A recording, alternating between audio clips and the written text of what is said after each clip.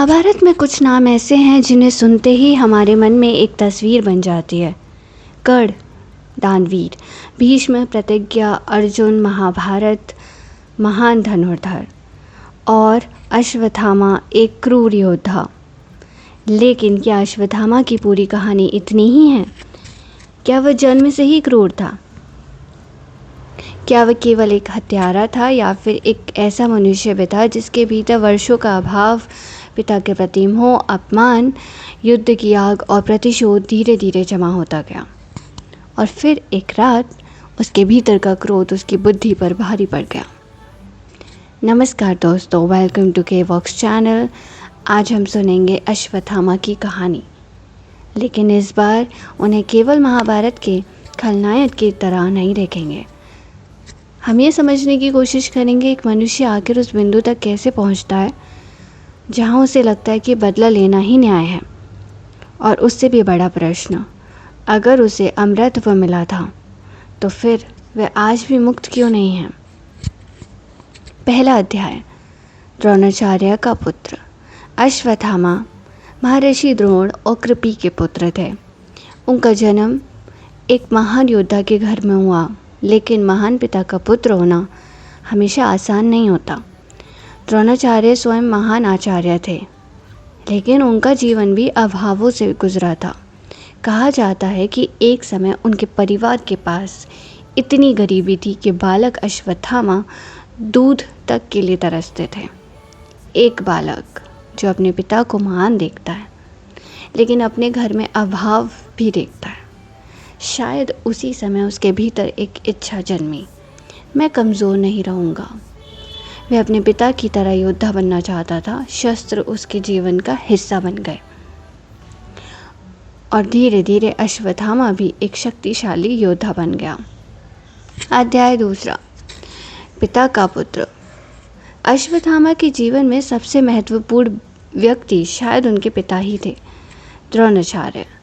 उनके लिए पिता केवल पिता नहीं थे, वे उनके गुरु थे, उनकी पहचान थे, उनका गर्व थे और शायद उनकी सबसे बड़ी कमज़ोरी भी, क्योंकि जिस व्यक्ति से हम सबसे अधिक प्रेम करते हैं उससे जुड़ी हुई चीज़ें हमें सबसे अधिक प्रभावित करती हैं। अश्वत्थामा के भीतर भी उनके पिता के लिए एक गहरा मोह था और यही मोह आगे चलकर कुरुक्षेत्र की सबसे भयानक घटनाओं में से एक का कारण बनने वाला था।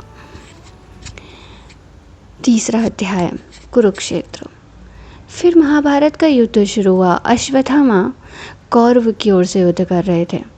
उन्होंने युद्ध में अपना पराक्रम दिखाया। वे साधारण योद्धा नहीं थे, उनके पास दिव्य अस्त्रों का ज्ञान था और सबसे महत्वपूर्ण, उनके भीतर अपने पक्ष के प्रति गहरी निष्ठा थी। लेकिन युद्ध किसी को वैसा नहीं रहने देता जैसा वह पहले था। हर दिन कोई अपना मरता है, हर दिन क्रोध बढ़ता है, हर दिन मानवता थोड़ी और पीछे जाती है और अश्वत्थामा भी उस आग में बदलते जा रहे थे।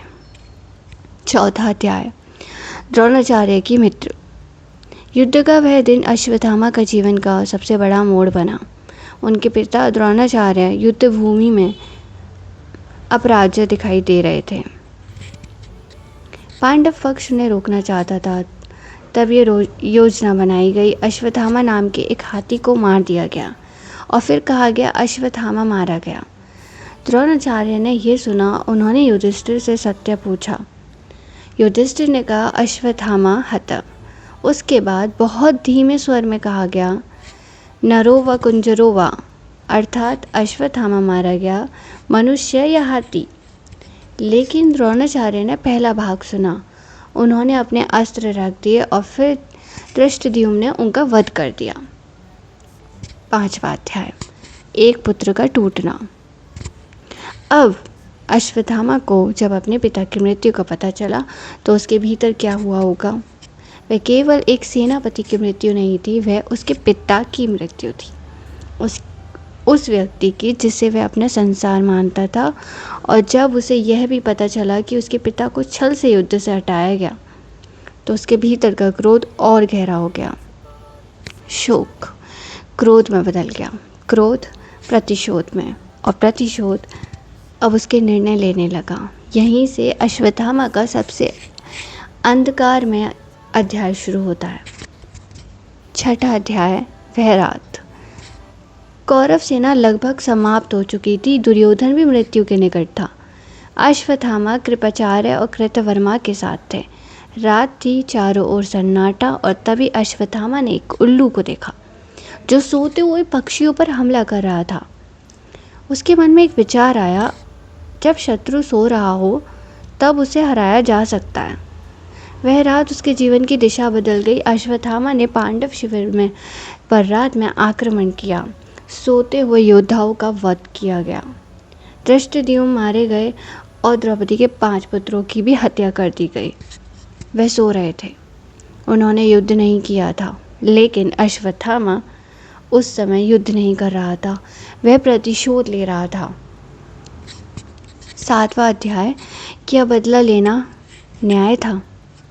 यहाँ कहानी एक कठिन प्रश्न पूछती है, अगर आपके साथ अन्याय हुआ हो तो क्या बदला लेना न्याय बन जाता है। अश्वत्थामा को अपने पिता की मृत्यु का दुख था, उनके साथ छल हुआ था, उनके भीतर क्रोध था, लेकिन क्या उस क्रोध ने उन्हें निर्दोषों की हत्या का अधिकार दे दिया? नहीं। और शायद यही उनकी कहानी का सबसे महत्वपूर्ण हिस्सा है। दुख हमें गलत निर्णय लेने का कारण समझा सकता है, लेकिन वह गलत निर्णय को सही नहीं बना देता। 8वां अध्याय, ब्रह्मास्त्र। इसके बाद अश्वत्थामा और अर्जुन के बीच संघर्ष हुआ। दोनों ने दिव्य अस्त्रों का प्रयोग किया। स्थिति इतनी भयंकर हो गई कि महर्षि व्यास और नारद ने उन्हें अस्त्र वापस लेने को कहा। अर्जुन ने अपना अस्त्र वापस ले लिया, लेकिन अश्वत्थामा उसे वापस लेने में असमर्थ है। उन्होंने उसके लक्ष्य को बदलकर पांडव वंश के गर्भस्थ शिशु अभिमन्यु के पुत्र परीक्षित की ओर कर दिया। तब श्री कृष्ण ने उस अजन्मे बालक की रक्षा की और अश्वत्थामा को दंड मिला। 9 अध्याय, अमरत्व या अभिशाप। यहीं आती है अश्वत्थामा की सबसे प्रसिद्ध कथा। श्री कृष्ण ने उसे श्राप दिया कि वह लंबे समय तक पृथ्वी पर भटकता रहेगा। उसका शरीर पीड़ा से भरा रहेगा और उसे मृत्यु जैसी मुक्ति नहीं मिलेगी। लेकिन यहाँ एक बात समझना बहुत ज़रूरी है। अश्वत्थामा के अमर होने की लोक प्रचलित कथा को अलग अलग परंपराएं अलग तरह से प्रस्तुत करती हैं। इसे केवल उसे अमर होने का वरदान मिला कहकर समझना उस कथा की त्रासदी को छोटा कर देता है, क्योंकि अगर जीवन अनंत हो लेकिन उसमें शांति न हो तो क्या वह वरदान है या सबसे लंबा दंड। 10वां अध्याय, मृत्यु से बड़ी सज़ा।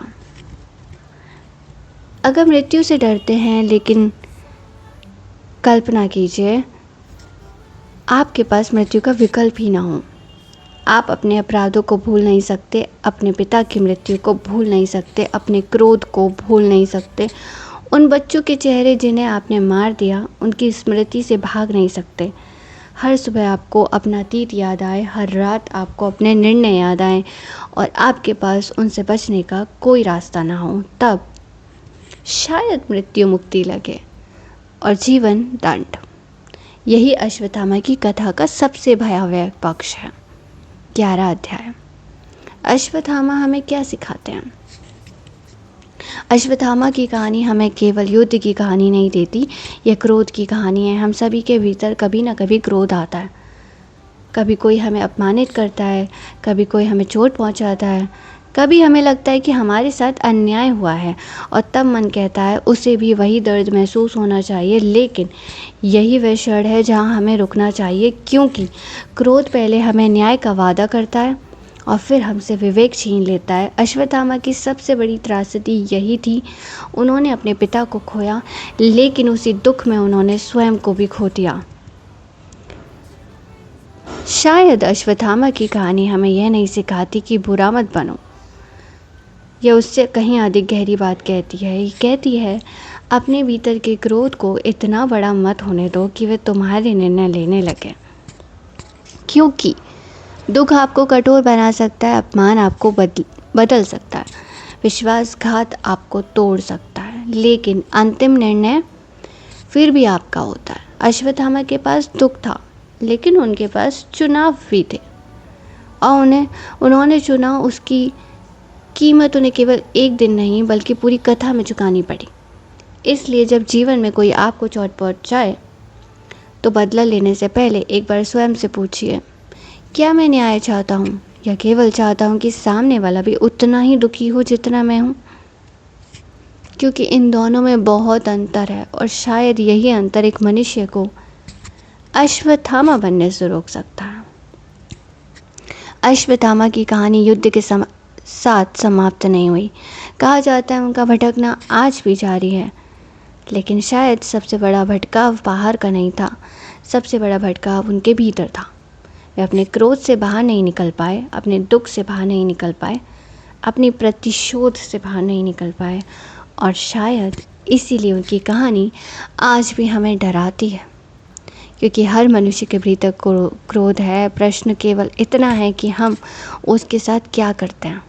अगर आज की कहानी ने आपको सोचने पर मजबूर किया हो तो वीडियो को लाइक करें और के-वॉक्स चैनल को सब्सक्राइब करना ना भूलें। कमेंट में बताइए, अगर आप अश्वत्थामा की जगह होते तो क्या आप अपने पिता की मृत्यु का बदला लेते?